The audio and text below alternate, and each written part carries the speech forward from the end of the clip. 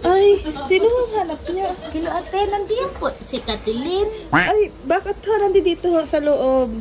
Inimbitahan, pwede mo pakitawag kay Katilin? Ay, pumasok na lang ho kayo. Sige, okay, inimbitahan man ni Katilin. Kasi birthday daw niya.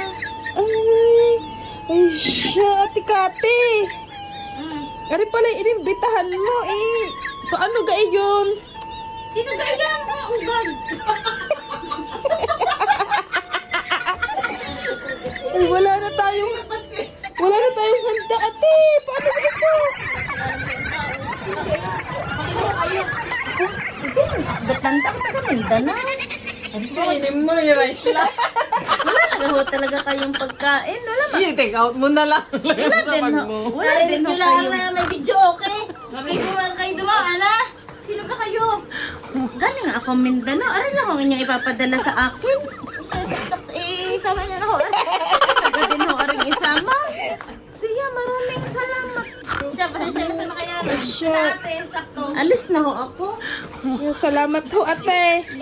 Ay, saan pa ho inyong biyahe? Ako sa ano?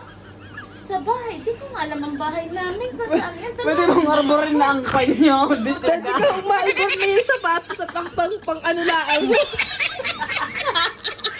Pumasok sa trabaho. Hindi naman ako.